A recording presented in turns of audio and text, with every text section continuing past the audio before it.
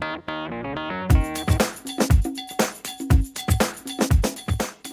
Hobbit: The Unexpected Journey. This has been a review I've been wanting to do, but I never really got around to it. When I was making the Andre video, I was like, I should review The Hobbit. And so here I am now, reviewing The Hobbit. So basically, I just watched The Hobbit and movie. I think it's as good as the other one, as the other Lord of the Rings movies. But it's really a phenomenal movie. So it's basically about him, going on an unexpected journey to get the dwarves their kingdom. It's really such a complex story that if I even express the story, try to tell it to you, I'm gonna spoil the movie. So I can't really say much about the story because I'll probably spoil it. Basically, it's a really fantastic movie. The characters are memorable. The story's fantastic. The writing's great. It has characters that you've seen in the first one that you really wish, man, I wish I could see more of that. Yeah, it has that. And it does it perfectly. And the thing that's really amazing is the fact you have all these dwarves. There's like about, I don't know how many dwarves in this movie, but they all have their own character. They all have their own, they all have personalities. They don't, there's not one dwarf in this movie that's like, I wish they could have developed him more. They're all developed, even though they don't really have, they're not really, developed. They are great, great characters, and they're just so awesome. And another thing that really rocks about this movie is cinematography. I don't know why this movie was not nominated for cinematography, because the cinematography in this movie is so amazing. The part where they're running from the goblins and the camera like just flies in there and it just follows them as they're running through. It's just so beautiful. I didn't watch it in 3D, obviously. I didn't watch it in 3D, but watching it on my TV is just, it is so, it's like literally so amazing to watch because the cinematography just captures the story so well. It's just so perfect. Bilbo Baggins, Martin Freeman.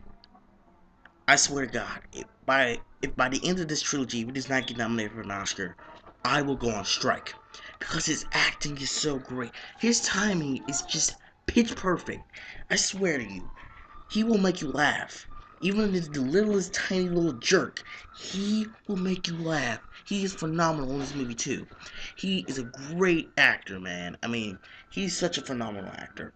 The way his timing is just absolutely perfect. Comedic timing is just beyond any other thing I've seen in my entire life. And so another little nitpicks I have to say, and I think another nitpick I have with this movie is the fact that the action scenes went on a little bit too long. Uh,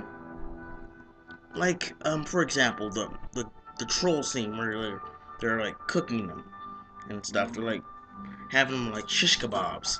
That scene went on a little bit too long. The fight scene of jumping on the goblins. I felt like that went too long too.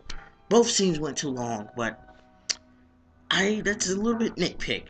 Other nitpick, I felt like it wasn't long enough. I mean, other people complain, well, it was too long. I thought it wasn't long enough. I mean, I know it's just, a half piece of the story. It's basically a piece of the story.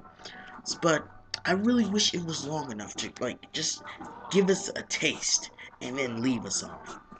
I mean, Arz- Ozog or Orzog or Orug. I don't know what his name is. I'm not good with names, alright? I'm sorry.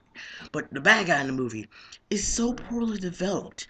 I mean, he's the only character in the entire movie that's not developed enough. And his character is just bad. He gets his hand chopped off, that's one thing.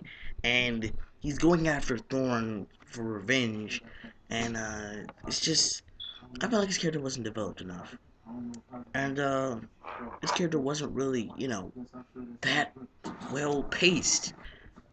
And the Gollum scene. The Gollum scene is just fantastic.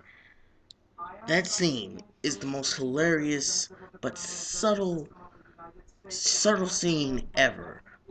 I don't know how Andy Serkis has not gone this far without winning one Oscar. Academy, get your crap together. But I really, really enjoyed this movie. I thought it was great. I thought Bilbo's journey through this movie, being just a simple hobbit who smokes pot all day, and Gandalf is awesome as usual. It's just it brings back all the things that I loved about Lord of the Rings. It just brings it back. It's like it's like eating a piece of cake. You eat it and you eat it all up and it's gone and you're crying and you're like, I wish it was more of this. And then they bring more cake. This is delicious. Is it as good as the last movies? I think it's as good, but not better. So basically, I enjoyed The Hobbit. It's 9 out of 10, hands down, 9 out of 10. I thought it was great. It wasn't really perfect, but it was great. It was the experience I wanted to have, and more. So that's my thought on The Hobbit. I hope you enjoyed my review. MrCjprice is out.